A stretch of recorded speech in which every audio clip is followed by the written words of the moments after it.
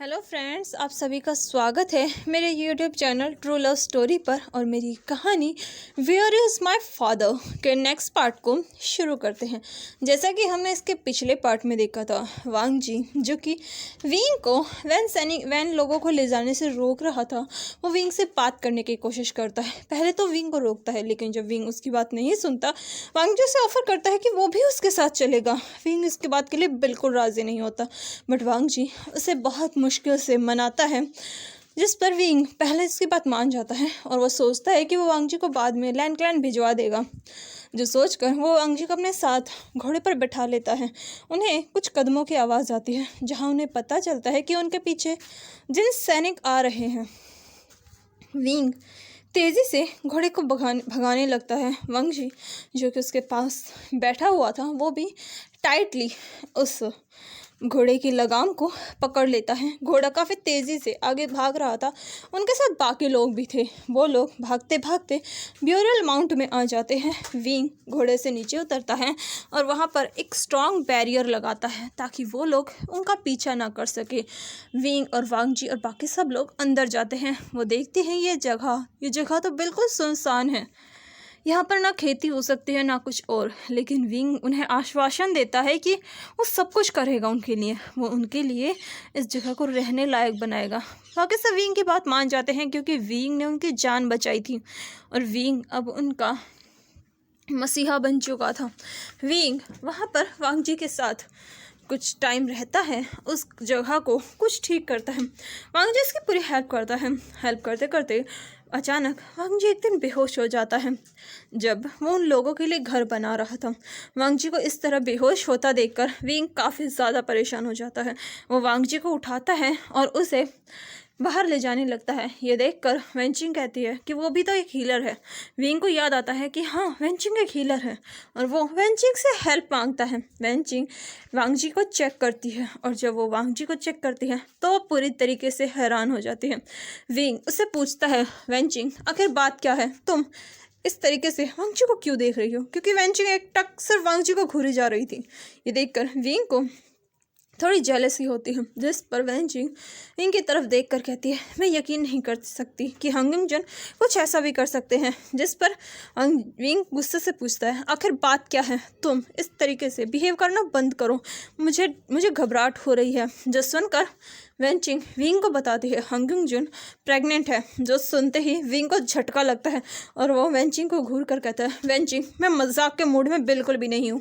जिस पर वेंचिंग कहती है, मैं मजाक नहीं कर रही, बल्कि मैं खुद ये जानकर हैरान हूँ कि ये प्रेग्नेंट है। आखिर ये कैसे हो सकता है?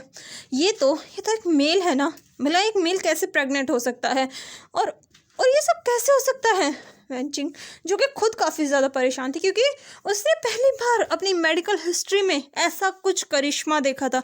फर्स्ट टाइम उसने सुना था कि कोई मेल प्रेग्नेंट है। वहीं विंग भी ये सब सुनकर हैरान था। वो वांग जी को देखने लगता है और उसे उनके वो नाइट याद आती है जब शेन्यू केव में उन दोनों के बीच वो सब हुआ था। जी याद करके विंग के चेहरे पर पसीना आने लगता है। वेंचिंग ये देखकर विंग से पूछती है, विंग क्या हुआ तुम्हें? जिस पर विंग वेंचिंग की तरफ देखता है। वेंचिंग को कुछ अजीब लगता है और वो विंग को घूरते हुए कहती है, विंग मुझे सच सच बताओ, आखिर चल क्या रहा है? जिस पर विंग अपनी नज़रें झुका लेता है। वेंचिंग विंग का हाथ पकड़ती है और उसे थोड़ा गुस्से से पूछती है, विंग सच सच बताओ, आखिर तुम्हारे उंग और हंगुंग जुन के बीच चल क्या रहा है? हमने बहुत बार तुम लोगों को एक दूसरे से बात करते हुए देखा है, तुम लोगों को क्लोज देखा है, बताओ चल क्या रहा है? जिस पर विंग अपनी नज़रें झुकाकर कहता है, मैं लंजा से प्यार करता हूँ और लंजा भी मुझसे प्यार करता है। जो सुनकर वेंचिंग खुश होकर कहती है, ये तो बहुत अच्छी बात है।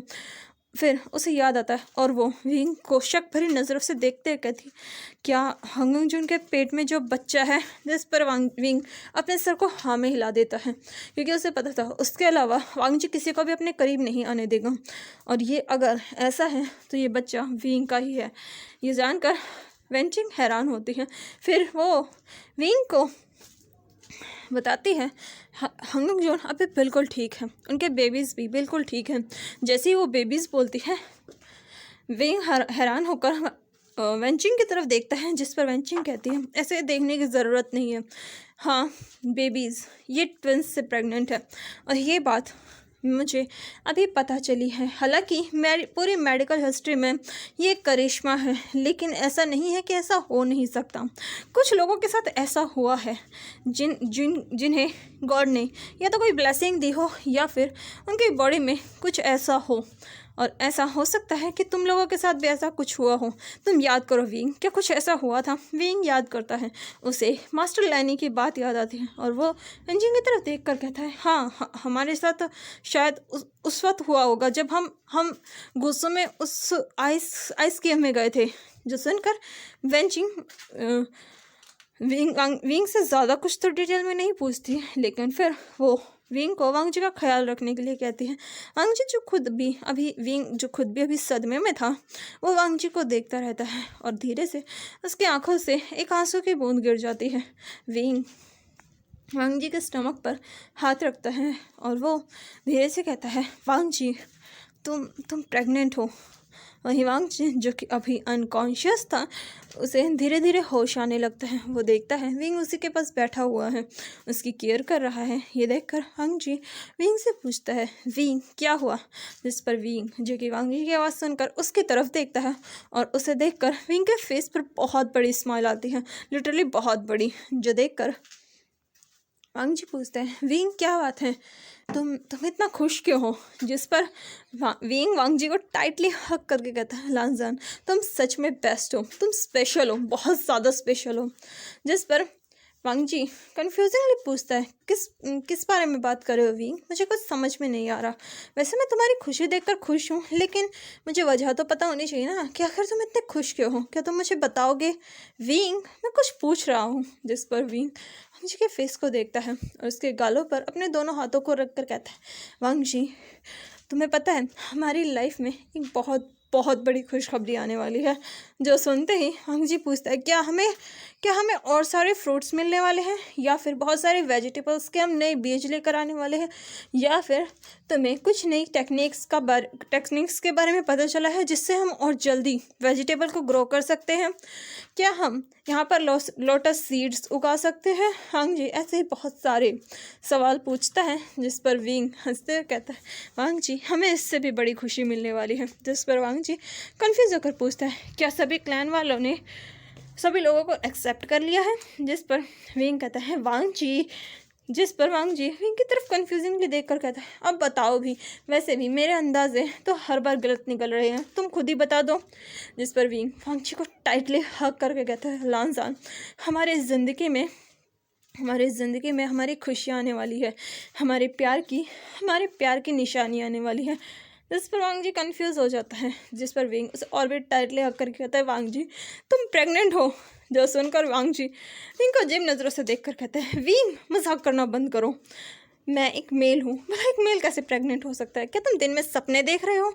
विंग मैंने कितनी बार कहा है दिन में वाइन मत पिया करो, देखो अब तुम्हारा दिमाग घूमने लगा है, अब तुम दिन में सपने देख रहे हो और मैं प्रेग्नेंट नहीं हूँ। फिर वांग जी थोड़ा उदास होकर कहता है, और वैसे भी मैं प्रेग्नेंट हो भी नहीं सकता, ये काम सिर्फ एक फीमेल कर सकती है, और तुम ये बात कैसे भूल सकते हो कि तुमने एक मेल से प्यार किया है? जिस पर वांग जी के चिक्स को अपने हाथों में भरकर उसे पिंच करके कहता है, वांग जी तुम कितने क्यूट हो, ये बात मजाक नहीं है, तुम सच में प्रेग्नेंट हो। जिस पर वांग जी कहता है, विंग तुम मजाक करना बंद करोगे? अब मुझे मजाक कम और तुम्हारी बेवकूफ़ी ज़्यादा लग रही है। इस पर विंग कहता है, वांग जी मैं झूठ नहीं बोल रहा और ये मजाक भी नहीं है, तुम सच में प्रेग्नेंट हो, वेंचिंग ने कंफर्म किया है। जिस पर वांग जी अभी भी इस बात पर यकीन नहीं करता। फिर विंग कहता है, रुको मैं भी वेंचिंग को बुला कर लाता हूँ। जो बोलकर वो भाग कर जाता है और वेंचिंग को बुला कर लाता है। वेंचिंग वहाँ आती है, वांग जी उसकी तरफ देखता है। जिस पर वेंचिंग कहती है कि इस बेवकूफ़ ने तुम्हें बता दिया। जिस पर विंग उसे घूर कर कहता है, मैं कोई बेवकूफ़ नहीं हूँ। जिस पर वेंचिंग कहती है, कोई कसर भी नहीं बची तुम में। फिर वो वांग जी की तरफ देख कर कहती है, हंगुंग जुन ये बस सच है, आप प्रेग्नेंट है और आपके बेली में ट्विंस बेबीज़ हैं। जो सुनते ही वांग जी शॉकिंगली पूछता है, लेकिन ये कैसे हो सकता है? जिस पर वेंचिंग कहती है, हाँ ये मेडिकल हिस्ट्री में करिश्मा है, लेकिन ये सच है, मुझे भी यकीन नहीं हो रहा पर ये सच है, आप सच में प्रेग्नेंट हैं। और फिर वो विंग की तरफ देखती है जहाँ विंग के चेहरे पर स्माइल जैसे चिपक चुकी थी। विंग तो बहुत खुश था। वांग जी भी जब ये जानता है वो धीरे से अपनी बेली को टच करता है। वांग जी के चेहरे पर भी स्माइल आती है और वो भी बहुत बड़ी। वांग जी भी बहुत खुश था। दोनों इस खुशी को सेलिब्रेट करते हैं सबके साथ। सब लोग उस रात पार्टी करते हैं, खूब मस्ती करते हैं, मजाक करते हैं। विंग और वांग जी तो कुछ ज़्यादा ही खुश थे। वांग जी की तो खुशी का जैसे कोई ठिकाना ही नहीं था। वो आराम से वहाँ बैठकर सबसे बातें करता है, टी इंजॉय करता है। विंग ने उसके लिए स्पेशली टी मंगवाई थी क्योंकि यहाँ पर तो टी थी नहीं, इसलिए विंग ने बाहर से टी मंगवाई थी और वो वांग जी के साथ उस टी को एंजॉय करते हैं। वो लोग खूब बात करते हैं, मस्ती करते हैं, मजाक करते हैं और फिर उसके बाद विंग और वांग जी अपने केव में आ जाते हैं जहाँ विंग वांग जी को आराम से लेटाता है। वांग जी ने उसे बता दिया था वांग जी को 3 months हो चुके हैं प्रेग्नेंट हुए और उनकी उस केव में जो कि उन्होंने शेन्यू केव थी उसको भी 3 months हो चुके थे। विंग जो कि वांग जी की बहुत केयर कर रहा था। देखते ही देखते समय बीतने लगता है। विंग वांग जी की हर बार और भी ज़्यादा परवाह करने लगा था। वांग जी को जब भी किसी चीज़ की क्रेविंग होती विंग उसके लिए वो चीज़ झट से लेकर आता। वांग जी को जो चाहिए था विंग हर चीज़ उसके लिए लेकर आता। वांग जी विंग को परेशान भी करता तो विंग खुशी खुशी परेशान होने के लिए भी तैयार था। सब लोग वांग जी का बहुत ध्यान रखते हैं। हर कोई वांग जी की बहुत केयर करता है और ये खुशी जैसे पूरे ब्यूरल माउंट को महका रही थी, चहकने पर मजबूर कर रही थी। लेकिन वहीं दूसरी तरफ कल्टीवेशन में वर्ल्ड में कुछ और ही चल रहा था। वांग जी के गायब होने की खबर से पूरा लैंड क्लैन बहुत परेशान था, लेकिन उन्होंने वांग जी को ज़्यादा ढूंढा नहीं क्योंकि कहीं ना कहीं उन्हें पता था वांग जी कहाँ हो सकता है। वो पक्का विंग के पास गया होगा क्योंकि वो लोग भी अब इस बात से कंफर्म हो चुके थे कि वांग जी और विंग के बीच में ज़रूर कुछ ना कुछ चल रहा था। वहीं दूसरी तरफ यानली और ज़िशान की मैरिज फिक्स हो जाती है, जिसके बारे में जब विंग को पता चलता है वो बहुत खुश होता है और वो अपनी शीजी से मिलने के लिए जाता है। वहीं जब यानली से विंग मिलता है विंग उसे बहुत बधाई देता है, उसके लिए गिफ्ट लेकर आता है। यानली और जियांग चैन भी विंग से मिलकर बहुत खुश होते हैं। जियांग चैन विंग से कहता है कि वो वापस आ जाए, वो सब लोगों को मना लेगा, लेकिन विंग इसके लिए मना कर देता है। वहीं विंग यानली से कहता है यानली मुझे तुम्हें एक और गुड न्यूज़ देनी थी, जिस पर जियांग चैन कहता है क्या गुड न्यूज़ देनी है, अब ये मत कहना तुमने लान वांग जी से को भगा कर उससे शादी भी कर ली है। जिस पर विंग कहता है वो तो मैंने बहुत पहले ही कर ली, भगाने की ज़रूरत ही नहीं पड़ी। जो सुनकर जियांग चैन उसे मारते हुए कहते हैं तुम्हें पता है लान वांग जी के ब्यूरल माउंट में आते ही तुम्हें पता है बाहर कल्टीवेशन वर्ल्ड में कितना बड़ा हंगामा हो गया। सब कह रहे हैं कि तुमने गुस्सू के सेकेंड जेड प्रिंस को अपने काबू में किया है और तुम उनका इस्तेमाल फिरौती मांगने के लिए कर रहे हो। जिस पर विंग कहता है मैंने ऐसा कुछ नहीं किया। जिस पर यानली उन दोनों को टोकते हुए कहती है विंग तुम कुछ अच्छी खबर बताने वाले थे, बताओ क्या गुड न्यूज़ है। जिस पर विंग स्माइल करके कहता है मुझे तुम लोगों को एक बहुत बहुत बड़ी गुड न्यूज़ देनी थी और वो गुड न्यूज़ है। जिस पर यानली कहती है बताओ। जिस पर विंग कुछ सोचता है लेकिन फिर वो अपनी खुशी को दबाते हुए कहता है मुझे बस यही गुड न्यूज़ देनी थी कि हमारी लाइफ में और भी हैप्पीनेस आएगी और मैं अब कभी भी किसी भी कल्टीवेटर पर हमला नहीं करूँगा, मैं किसी को भी अब परेशान नहीं करूँगा। इस पर जियांग चैन कहता है ये तो सच में बहुत बड़ी गुड न्यूज़ है। तो सुनकर विंग जियांग चैन की तरफ देखता है जो कि उसे देख रहा था। फिर वो लोग वहाँ से आ जाते हैं। विंग और जियांग चैन साथ में आ ही रहे थे, तभी जियांग चैन विंग से कहता है अगर मैं ऐसे गया तो पक्का वो लोग मुझ पर शक करेंगे। जिस पर विंग कहता है तो तुम क्या चाहते हो। जिस पर जियांग चैन कहता है हमें फ़ाइट करनी है। जिस पर विंग कहता है ये ज़्यादा बेटर होगा, इससे सबको यही लगेगा कि तुम मुझे समझाने आए और मैंने तुम्हें इंजर्ड कर दिया, इससे तो मैं ही बुरा बनूंगा ना। जिस पर जियांग चैन कहता है तो तुम क्या चाहते हो कि मैं बुरा बन जाऊँ और इससे हमारा पूरा क्लैन तबाह हो जाए।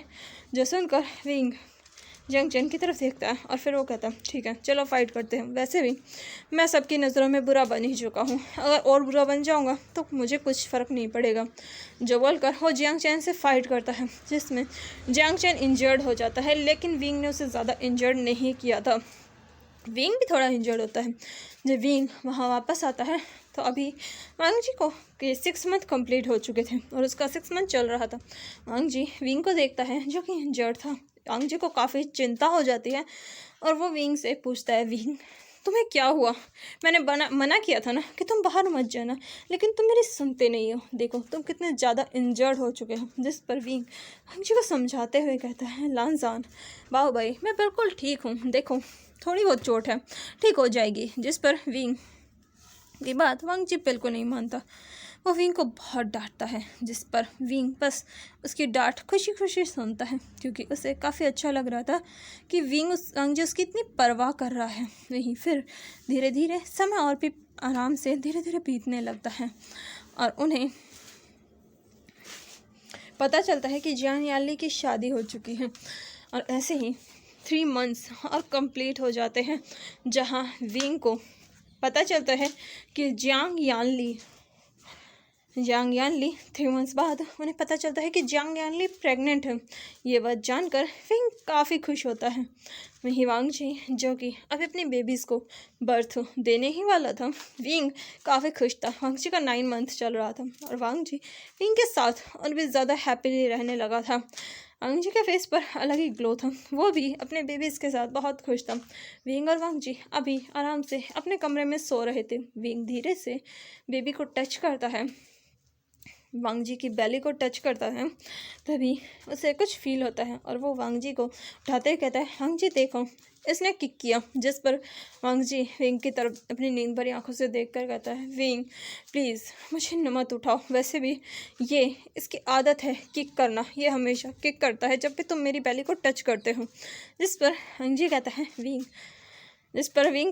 वांग जी तुम बताओ ये बेबी गर्ल है या बेबी बॉय? जिस पर वांग जी कहता है, मुझे नहीं पता और ना ही मुझे अभी जानना है और ना ही मुझे इस बात में कोई इंटरेस्ट है। जिस पर विंग पाउट बनाकर कहता है, वांग जी बताओ ना। जिस वांग जी कहता है, मैं कैसे बता सकता हूँ कि बेबी बॉय है बेबी गर्ल है? जिस पर विंग कहता है, मुझे तो एक बेबी गर्ल और एक बेबी बॉय दोनों चाहिए। जिस पर वांग जी विंग की तरफ देखता है और फिर अपने सर को हिलाकर फिर से सो जाता है। ये देखकर विंग हल्का सा हंसता है और फिर वांग जी को हक करके फिर से सो जाता है। ऐसे ही 2-3 दिन और बीत जाते हैं, तभी विंग को एक लेटर रिसीव होता है जिसमें लिखा हुआ था कि उससे जिन क्लैन के अगले लीडर जो कि जिन ज़ेशुआन है वो उससे मिलना चाहते हैं। विंग जानता था वो उसका ब्रदर इन लॉ है। विंग उससे मिलने के लिए जाता है क्योंकि उसे पता चला था कि यानली के बच्चे की, क्योंकि यानली प्रेग्नेंट है, इसकी सेरेमनी होने वाली है और विंग भी इस सेरेमनी को अटेंड करना चाहता था। आखिर उसकी शीजे की सेरेमनी हो रही थी। विंग काफ़ी खुश था। विंग इस बात की बारे में नहीं सोचता कि ये कोई ट्रैप हो सकता है, क्योंकि उसे जिन ज़ेशुआन पर बहुत ट्रस्ट था और इसलिए विंग वेनिंग के साथ वहाँ से निकल जाता है। वांग जी विंग को जाते हुए देखता है। वो विंग को रोकना चाहता था, लेकिन विंग ने उससे इतना कहा कि वो शाम तक वापस आ जाएगा। विंग की बात वांग जी मान जाता है और वो विंग को जाने देता है। विंग वेनिंग के साथ वहाँ आता है जहाँ वो रास्ते से गुजर रहे थे। तभी वेनिंग को कुछ एहसास होता है। वेनिंग विंग को पुश करता है, तभी एक पत्थर उनके बीच से निकल जाता है। देखकर विंग और वेनिंग दोनों अलर्ट हो जाते हैं। विंग चारों तरफ देखता है, तभी वहाँ पर कुछ जिन सैनिक आते हैं और उनके साथ कुछ और सैनिक थे।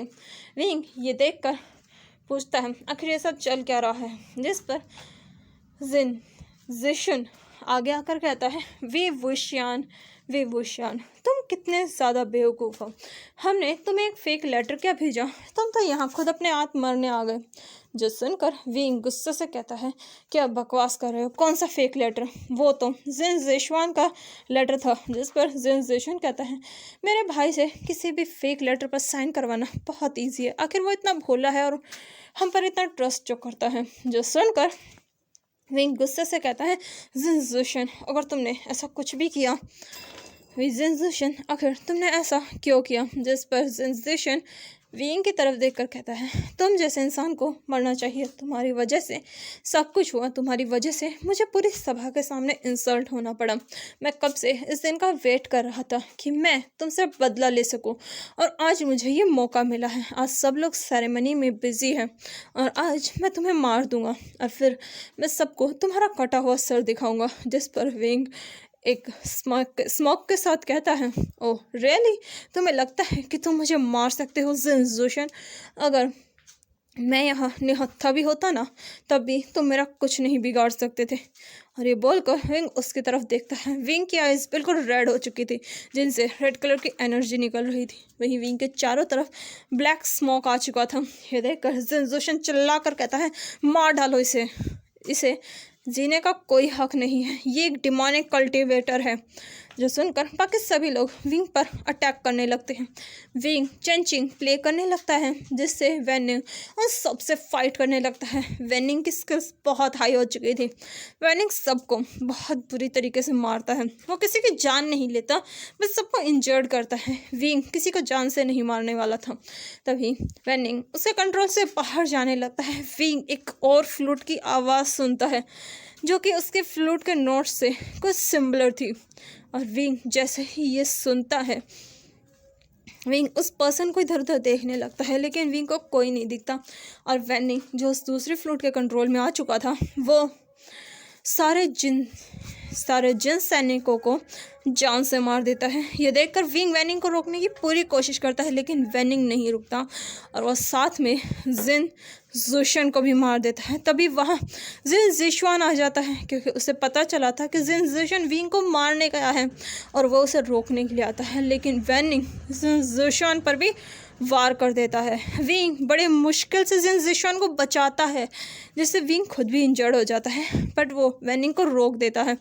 लेकिन जिन जोशन जो घायल हो चुका था, विंग उसे वहीं छोड़ देता है, क्योंकि बहुत सारे लोग आ रहे थे। ये देखकर विंग जल्दी से वेनिंग को लेकर वहाँ से निकल जाता है और वापस ब्यूरल माउंट में आता है। वहीं दूसरी तरफ पूरे कल्टीवेशन वर्ल्ड में ये खबर फैल जाती है कि विंग ने जिन जोशन को और जिन जेशवान को दोनों को मार दिया। और ये बात जब लैंड क्लैन में और सब में पता चलती है, सब लोग फैसला करते हैं कि अब उन्हें विंग को भी मारना होगा, क्योंकि विंग दूसरा वैन रूहान बन चुका है।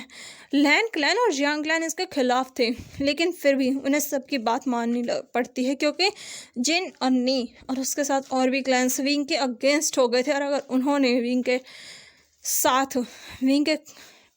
साथ में कोई बात बोली, विंग के फेवर में कुछ वर्ड्स भी बोले, तो उनके क्लैन के ऊपर भी बहुत बड़ा खतरा आ सकता है।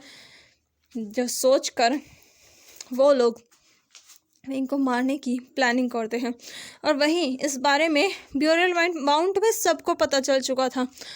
सब लोग समझ गए थे कि वो लोग विंग के पीछे आने वाले हैं और वो विंग को प्रोटेक्ट करना चाहते थे। विंग उन्हें मना करता है, पर वैन किंग कहती है, विंग तुम्हें ये सब सोचने की ज़रूरत नहीं है, तुम्हारे पास तुम्हारी लाइफ है। वांग जी यहाँ पर है और वो अभी इस कंडीशन में नहीं है कि हम उसे कहीं भी लेकर जा सकें। तुम्हें अभी यहाँ वांग जी के पास रहना चाहिए, हम उन सबको रोकेंगे। जिस पर विंग कहता है, बिल्कुल भी नहीं, तुम लोग कैसे उन सबको रोकोगे? वो सब कल्टीवेटर हैं और तुम सब नॉर्मल पर्सन हो, तुम्हें तो वेपन भी चलाने नहीं आते। जिस पर एक पर्सन कहता है, मैं बहुत अच्छी कुल्हाड़ी चलाता हूँ, मैं उन सबको रोक लूँगा कुछ समय के लिए, तब तक तुम लोग यहाँ से निकल जाना। जिस पर विंग कहता है, बिल्कुल भी नहीं, मैं उन जल्लादों के हाथों तुम लोगों की जान नहीं जाने दूंगा, मैं उन सबको रोकूंगा। फिर वो वांग जी की तरफ देखता है, जो कि वहीं खड़ा था। विंग वांग जी के पास जाकर उसके हाथ को पकड़कर कहता है, लानजान, मुझे पता है मैं जो कर रहा हूँ शायद ही तुम्हें पसंद ना आए, शायद तुम्हारी नज़रों में ये गलत है, लेकिन मैं इन मासूमों की जान को खतरे में नहीं डाल सकता। वो लोग गलत कर रहे हैं, इसमें इन सब की कोई गलती नहीं है।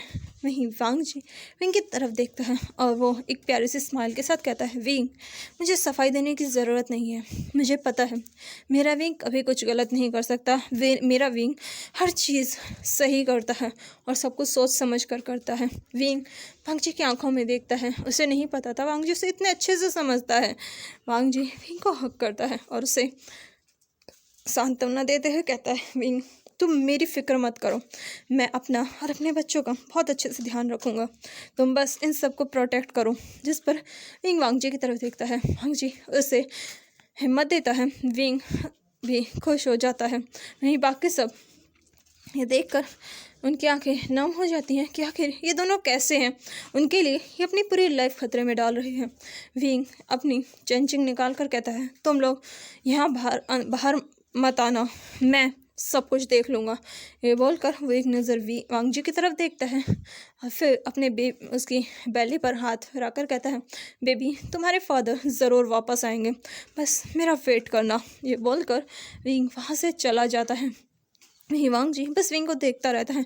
विंग बाहर आता है। बाहर बहुत सारे जिन्नी क्लैन के सैनिक थे। विंग उन्हें समझाता है, लेकिन वो लोग विंग को देखते ही उस पर अटैक करने लगते हैं। ये देखकर विंग भी मजबूर हो जाता है और उन पर अटैक करने लगते हैं। और ऐसे ही अटैक करते करते तभी फिर से वही धुन बजती है और इस बार फिर से वेनिंग आउट ऑफ कंट्रोल हो जाता है।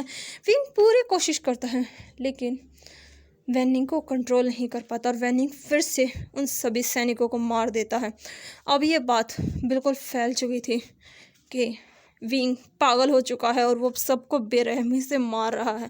सब लोग विंग के खिलाफ हो चुके थे और अब उन्होंने विंग को मारने की पूरी प्लानिंग कर रखी थी। वो लोग विंग को मारने के लिए एक बहुत बड़ा हॉल क्रिएट करते हैं और एक ऐसी प्लेस पर विंग को मारने के बारे में सोचते हैं जहाँ से विंग कभी वापस ना आ सके। विंग जो कि सभी लोगों से फाइट करता है और वो बाकी सभी को बचाता है। वांग जी ने उसे जाने की परमिशन दे दी थी। विंग सबको बचाता है। वही जो कि बाकी वेंस लोग थे वो अपनी जगह पे अपने घर में आराम से सेफली बैठे हुए थे। उन्हें जब पता चलता है कि वो सब वी वुशान को मारने वाले हैं तो उन्हें लगता है कि ये सब उनकी वजह से हुआ, क्योंकि शुरुआत उनसे ही हुई थी। अगर विंग उन्हें नहीं बचाता तो आज शायद विंग कुल प्रमुख होता, वो जियांग क्लैन का कुल प्रमुख होता, लेकिन उनकी वजह से विंग ने ये लाइफ चूज़ की। इसलिए वो इस चीज़ का कसूरवार खुद को समझते हैं और वो खुद को सेक्रीफाइस करने के लिए जाने लगते हैं। वांग जी उन्हें रोकता है, लेकिन उसकी कोई नहीं सुनता और वांग जी जो उन्हें रोकने के चक्कर में अपना बैलेंस बिगाड़ देता है। वांग जी गिरने ही वाला था, लेकिन तभी वेनचिंग उसे पकड़ लेती है। वहाँ वेनिंग भी था। वो लोग वांग जी को बचाते हैं क्योंकि विंग बाहर फाइट कर रहा था और वांग जी यहाँ अकेला था। उसके साथ बाकी सभी लोग थे। वांग जी को अचानक से अपने पेट में बहुत दर्द होता है। वेनचिंग समझ जाती है कि वांग जी बेबी को बर्थ देने वाला है। ये सोचकर वो लोग वांग जी को उसी केव में लेकर जाते हैं जहाँ वो विंग के साथ रहता था। बड़ी मुश्किल से वो वांग जी के पेट को चीरते हैं और उसके अंदर से उसके बेबीज़ को बाहर निकालते हैं। वांग जी का छोटा सा ऑपरेशन करते हैं और उसके दोनों बेबीज़ को बाहर निकालते हैं और वो वांग जी की जो घाव थे उन्हें बंद कर देते हैं। उसके जो स्टमक पर कट लगाया था उसे बंद कर देते हैं और वांग जी की पूरी ड्रेसिंग, पूरी पट्टी वगैरह करके वांग जी को वहाँ रेस्ट करने के लिए छोड़ देते हैं और वो खुद बाकी सभी क्लैन लीडर्स के पास जाने लगते हैं ताकि वो लोग विंग और वांग जी को छोड़ दें, क्योंकि वो लोग नहीं चाहते थे कि उनकी लाइफ डिस्ट्रॉय हो। इसलिए वो लोग फैसला करते हैं कि वो वांग जी और विंग को बचाएंगे और खुद अपनी लाइफ को सेक्रीफाइस कर देंगे। वहीं दूसरी तरफ विंग जो सबसे फाइट कर रहा था, उसे नहीं पता था जिन लोगों के लिए फ़ाइट कर रहा है वो लोग खुद उसके लिए अपनी लाइफ को सेक्रीफाइस कर रहे हैं। कैसी दुनिया है जहाँ एक किसी को बचाने के लिए अपनी जान दे रहे हैं और वहीं बाकी सब लोग अपने लालच के लिए दूसरों की जान ले रहे हैं। तभी विंग को फाइट करते करते अचानक से वो पर्सन मिलता है जिसकी वजह से सब कुछ हुआ था। वो मेंग्याओ से मिलता है। मेंग्याओ विंग को देखता है।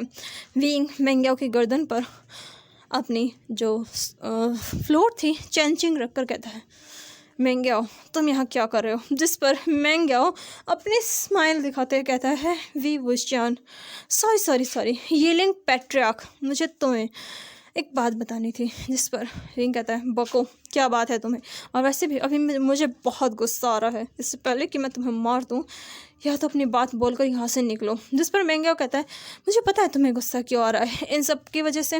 वैसे मैं तुम्हारी मदद कर सकता हूँ इस सब को ख़त्म करने में। वैसे भी मेरे ब्रदर्स तो अब दोनों में से कोई भी नहीं है, तो अब पूरा जिन क्लैन मेरे अंडर है और जिन क्लैन सभी क्लैन्स को कंट्रोल करता है, क्योंकि जिन क्लैन बहुत पावरफुल है, उसके पास सब कुछ है।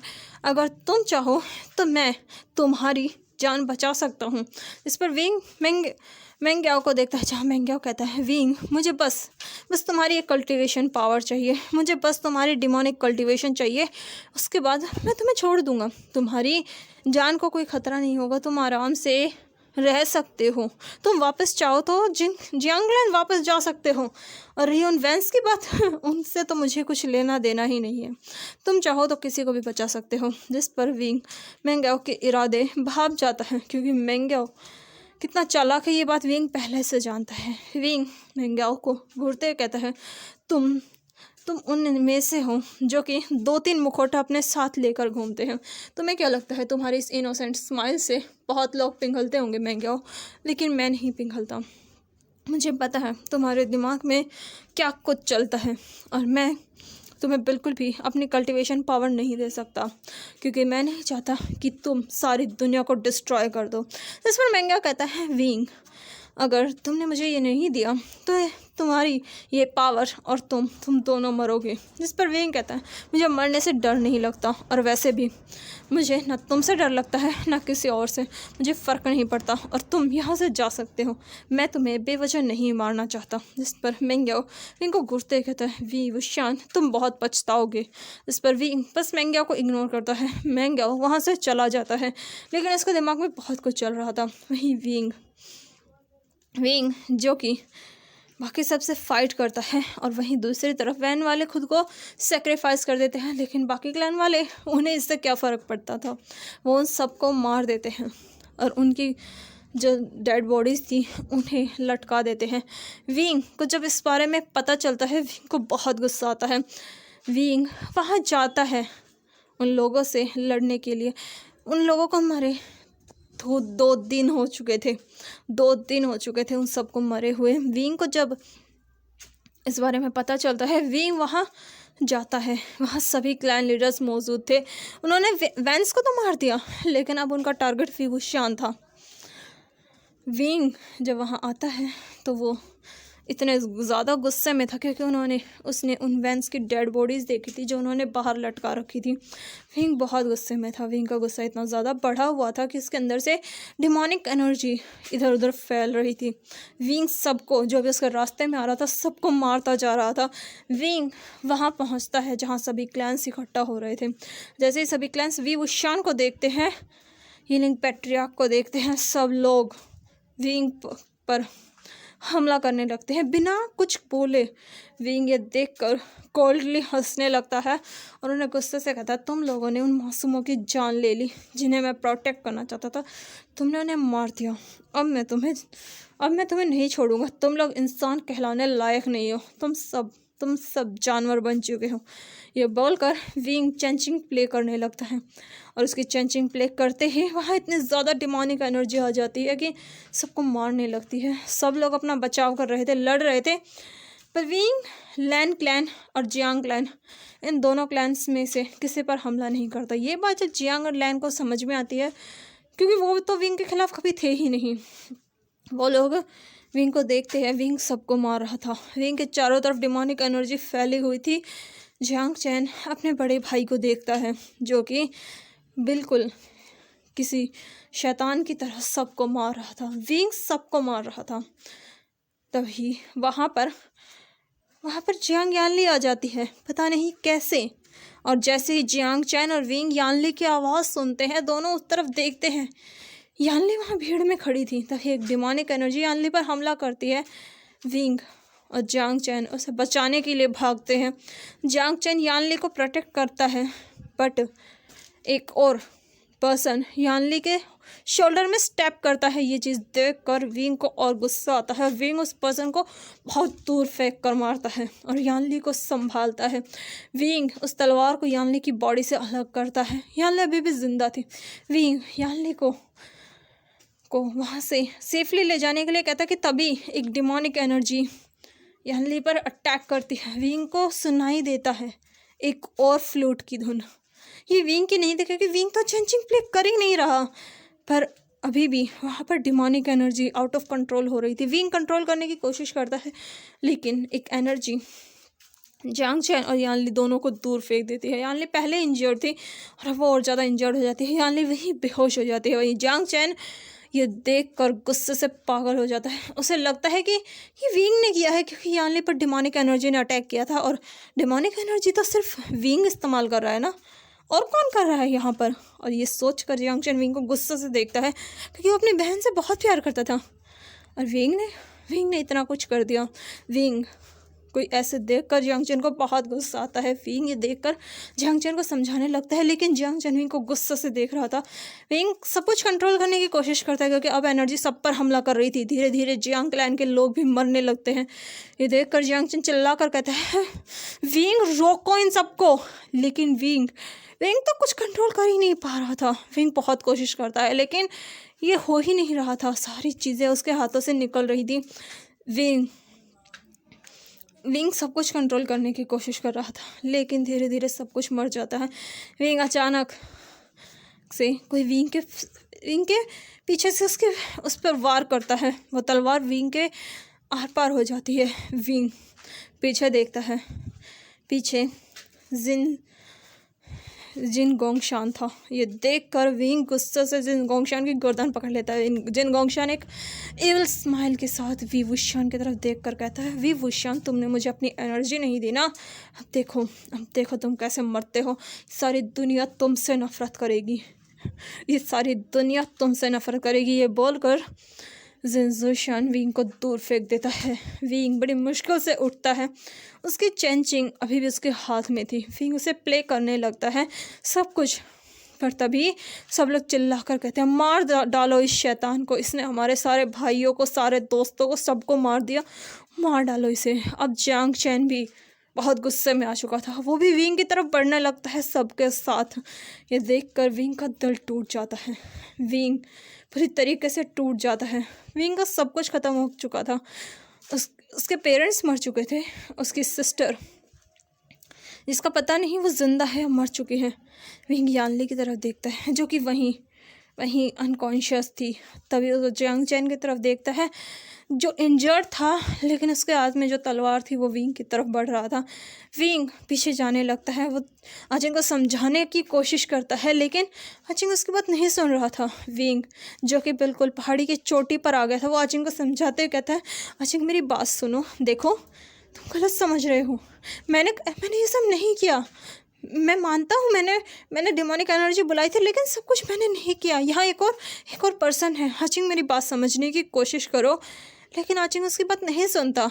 वो विंग के शोल्डर में स्टैप करता है, फिर से अपनी तलवार निकाल लेता है। विंग को बहुत दर्द होता है उस घाव में, यहीं अपने दिल में, क्योंकि आज उसके भाई ने भी उस पर वार कर दिया। उसने भी उससे भरोसा तोड़ दिया। विंग पूरी तरीके से टूट चुका था। विंग एक और कदम पीछे लेता है, उसका कदम हवा में था, क्योंकि विंग को पता चल चुका था वो पहाड़ी की चोटी पर पहुंच चुका है। आचिंग गुस्से से उस तलवार को ज़मीन में गाड़ कर चिल्ला कर कहता है, वी वुशान तुमने ऐसा क्यों किया?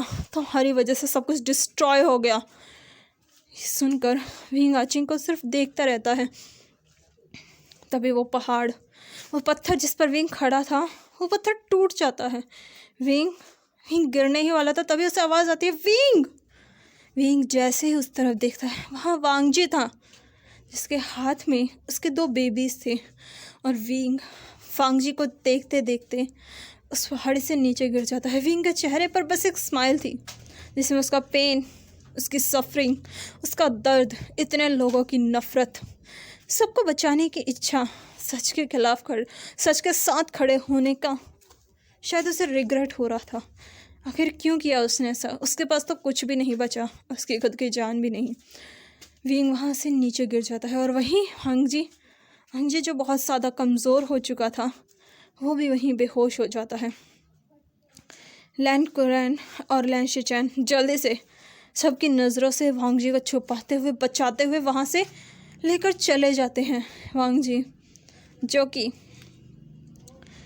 वहाँ से चला जाता है। सब लोग अपने अपने घर चले जाते हैं। आचिंग यानली के पास जाता है। यानली को वो लेकर जाता है। यानली जिंदा थी, बस वो इंजर्ड हुई थी। और आचिंग को तो कोई पछतावा ही नहीं था इस चीज़ का कि उसने उसने अपने बड़े भाई को मार दिया। आखिर क्यों पछतावा होता उसने, क्योंकि क्यों पछतावा होगा उसे? उसके भाई ने तो उसकी खुद की बहन को मारने की कोशिश की। आचिंग वहाँ से यानली को लेकर चला जाता है और सब लोग इस चीज़ का जश्न मनाते हैं कि यीलिंग पैट्रियार्क मर चुका है।